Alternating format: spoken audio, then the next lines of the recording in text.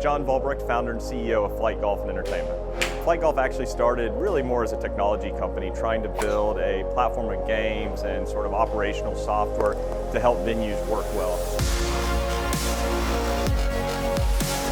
For the last probably 10, 12 years, you can see a trend going to what we would call entertainment space, right? People don't just want to sit at bars and sit in a bar stool and drink beer. They want to be active, they want to do something, they want to be social. They also want to be competitive. And so I'm a golfer, I was born and raised a golfer. I love the sport, love everything about it. My brother, who's actually our CTO, one of the partners in the company, he's not a golfer. He's a technology nerd, as I like to call him. We were talking and said, you know, it'd be really fun to kind of combine what I love, what he loves, and do something in this space. And so that's really how we started.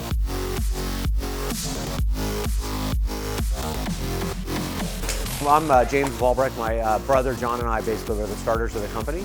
We both grew up playing golf, and so my dad would take us out to play golf when we were kids in Oklahoma, and I was bored all the time. My brother absolutely loved it. I wanted to be home playing video games and sort of doing some other things that were more fun for me.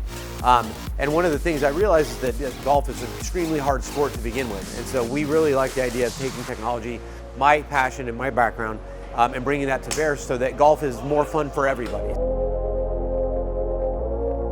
We're trying to work with our partners like here at Back 9 with Neil and the ownership group here. You know, they didn't want something to look like what's already out there in the market. And so we worked with them to make that vision become a reality. Flite team, the relationship is very good. We've enjoyed working with Flite. They've been very attentive. We want you to feel like the player in your own stadium. So, you know, when you go to another stadium, venue, baseball, you're the spectator, right? Well, here you're the player. You're the champion. You're coming into your stadium to play your game. You're enjoying eating, drinking, playing. Music is out, it's loud. We're all about the party here, you know, and so it's a ton of fun. This truly is different, right? It doesn't look like anything I've seen in the golf entertainment space. And I'm excited to work with Neil and the team here at Back 9 to roll this out into different markets and different locations over the next few years and give customers something new and different that they haven't had in this space. For the serious golfer, we have golf courses. And so it's an immersion into a game. You're half in virtual reality, half in reality. So as you see behind me, the turf, you can actually strike the ball, you see the ball. But then in our gaming system, you actually go into virtual reality. You'll see the ball fly on the screen and you'll see it put into the game for you. So it's data capture, right? With our systems, once the ball leaves the mat, we have you tracking. We have all your information. We have your inclination angle, your spin, your velocity, your carry distances. So we can actually give the golfer data that he can work with for his game. And that is something that lays over into the game. At the same time, you're enjoying, you know, playing a course. Typically, you're going to see folks that build those sites are going to be very golf driven, and their mindset is so focused on this serious golfer that they miss the entire rest of the population, the 99%, who maybe don't own a set of golf clubs. Maybe they don't play golf once a month or more. Maybe they've never even picked up a golf club before.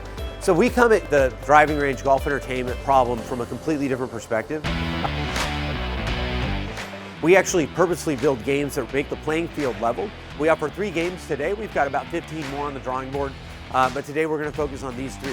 So first we're going to start off with Bullseye, which is sort of the classic darts game. Basically the target's converted into different points, but we also convert them into different size targets for different skill levels. Now what you're going to see here is as the golf ball's hit and as it flies, we're going to wait till it lands on the ground out there, which means that we have the true information about where the ball went. That we use then to upload into the game environment the trajectory and the shot and the placement of the ball when it lands relative to the person that hit it. So now what I'm going to do is change that skill level.